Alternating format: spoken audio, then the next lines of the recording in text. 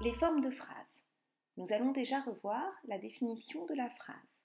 La phrase, c'est une suite de mots qui a un sens, c'est-à-dire qui forme un énoncé. C'est une suite de mots qui commence par une majuscule et qui finit par un point. Et il faut donc qu'elle ait un sens. On distingue les phrases affirmatives et les phrases négatives. La forme affirmative, c'est pour dire ce qui est. Par exemple, dans la phrase « J'apprends ma leçon », c'est une phrase affirmative. Mais la forme négative, c'est pour dire ce qui n'est pas. Par exemple, « Je n'apprends pas ma leçon ».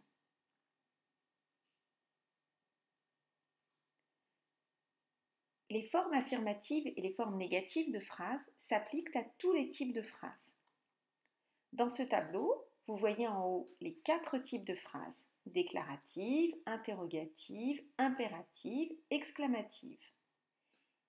Et on retrouve les 2 formes affirmatives et négatives. Et vous voyez que les phrases peuvent se combiner, type et forme. Je vous laisse observer le tableau.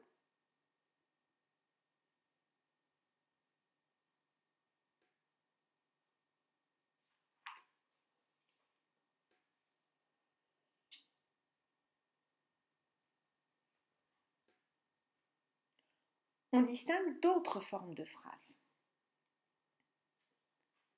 Par exemple, la forme active et la forme passive. Les élèves apprennent la leçon à l'actif, devient la leçon est apprise par les élèves à la forme passive. La forme passive, l'action n'est pas réalisée par le sujet grammatical. La leçon est apprise par l'élève. Le sujet grammatical, c'est la leçon, mais ce n'est pas la leçon qui fait l'action, c'est l'élève.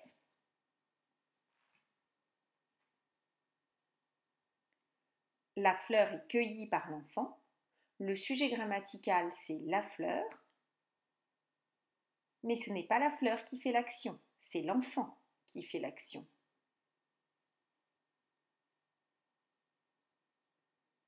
Une autre forme, la forme emphatique.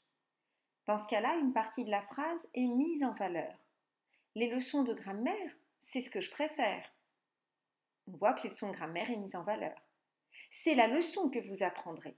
Ici, c'est le groupe c'est la leçon qui est mise en valeur. Il y a aussi la forme impersonnelle. Dans ce cas, le sujet grammatical est le pronom de la 3e personne il, mais qui ne renvoie ni à une personne, ni à un animal, ni à un objet.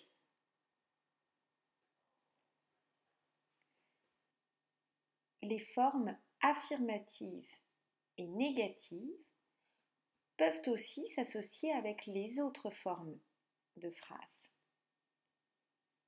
Par exemple, si je dis « ce n'est pas moi qui ai cueilli la fleur », c'est à la fois une forme négative et emphatique. La fleur n'est pas cueillie par l'enfant, c'est la forme négative et passive.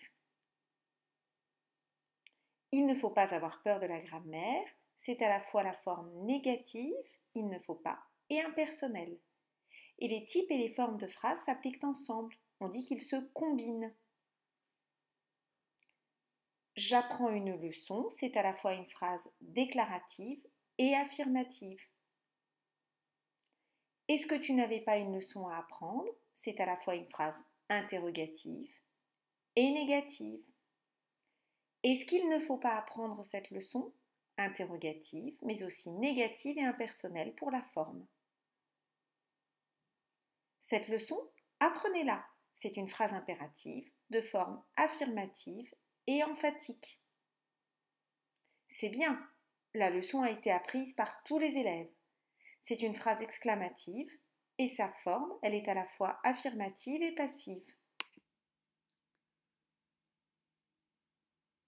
Vous retrouvez les formes de phrases dans ce schéma, affirmatives et négatives qui peuvent se combiner avec les autres formes, active-passive, emphatique ou impersonnelle.